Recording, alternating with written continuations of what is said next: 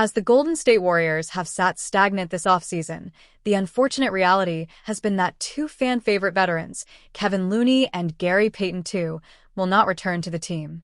While Looney is signed with the New Orleans Pelicans, Payton remains a free agent, and, by courting other veteran guards, the Warriors have shown that they believe there to be better options on the market than Payton.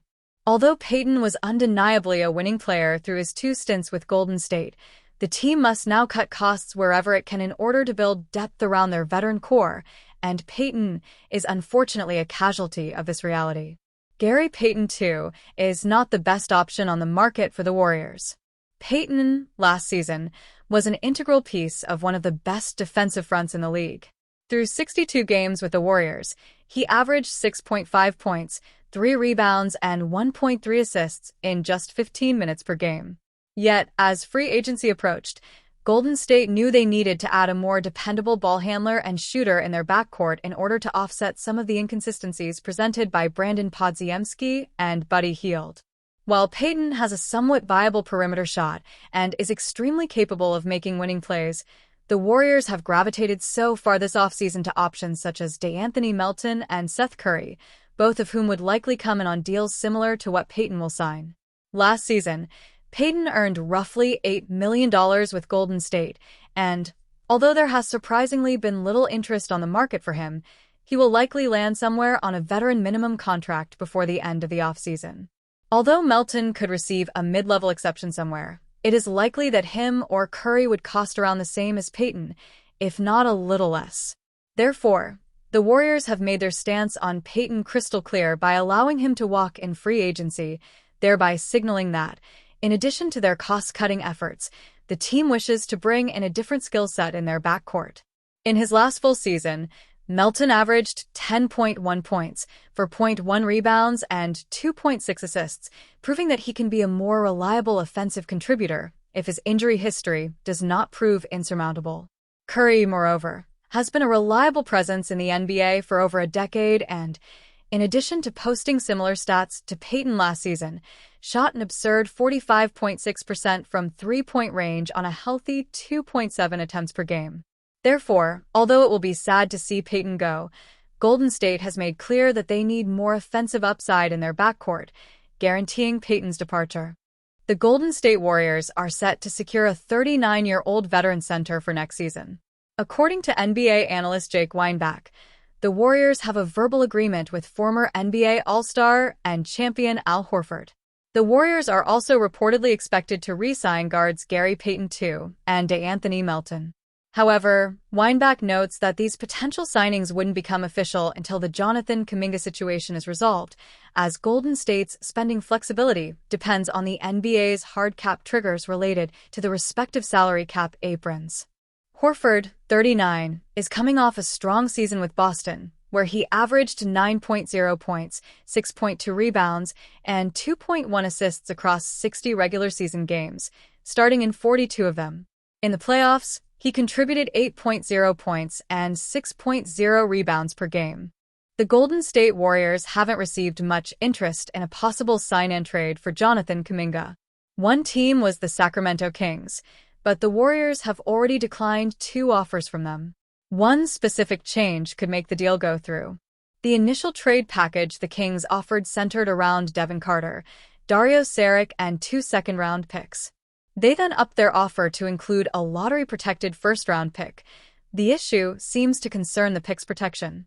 Sam Amick of The Athletic gave some insight into the trade discussions on an appearance on 95.7 The Game, saying there's one thing that could turn the tide of these trade talks, and that it doesn't necessarily have to do with the players involved.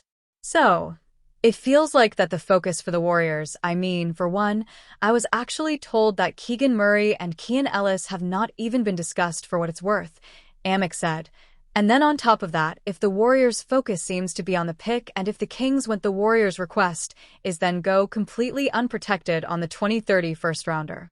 Amick believes the focus is more on the pick than the players, and Devin Carter, if he's still in the offer, was a lottery pick a year ago. That would be a nice consolation prize for losing Kuminga, even if it means taking on the contract of Dario Saric for a year. The Warriors have also received interest from the Phoenix Suns, but the Suns have no first-round draft capital to trade, which doesn't interest the Warriors. They've been firm that they'd like a young player and a first-round pick in exchange, which seems high for Jonathan Kuminga, but there has been interest in the young forward. Jonathan Kuminga's contract demands. The bigger issue is whether or not a team is willing to meet Kuminga's salary demands. The Warriors recently raised their offer to 2 years, $45 million, a deal that Kuminga turned down. It's been rumored that he'd like up near $30 million per year, which most teams seem to agree is too high. The Suns were willing to offer a 4-year, $90 million deal, but with them not having the right assets to trade, those talks went nowhere. Kuminga accepting the qualifying offer remains a likely scenario, so he can prove himself and enter unrestricted free agency next year. The Sacramento Kings have been working hard to improve their roster this offseason, as new general manager Scott Perry has gauged the trade value of nearly every player on the roster since taking over. However, the front office has had no luck so far, making just one significant move, acquiring Dennis Schroeder via sign-and trade with the Detroit Pistons. Of course, Schroeder is not the big off-season addition that many fans were hoping for, but there is still time for the Kings to make a more significant change. The Golden State Warriors have been in an unfavorable situation with restricted free agent forward Jonathan Kuminga, and the two sides have been trying to find a sign-and-trade solution to help them part ways.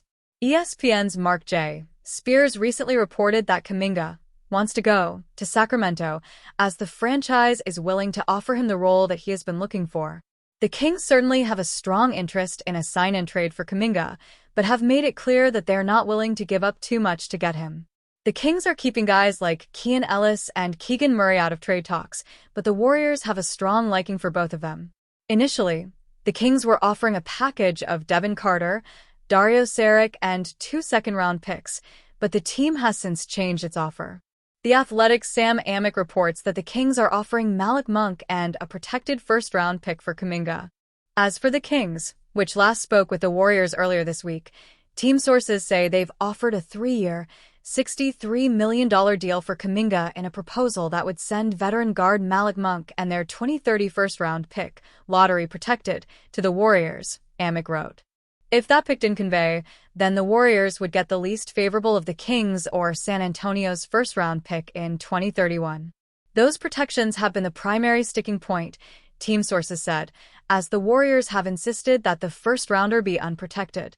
ClutchPoint's Brett Siegel recently reported that Monk might have been thrown in trade talks between the Kings and Warriors, but Amick's new report confirms it, as well as Sacramento's contract offer for the 22-year-old forward. The Kings are reportedly offering Kuminga a 3-year deal worth $63 million, giving him an average annual salary of $21 million, which is still far below his asking price, but a reasonable offer. The Warriors reportedly are not as interested in Monk, most likely due to his contract. Monk is entering the second season of a 4-year, $78 million deal, which does not help the Warriors as they try to save money.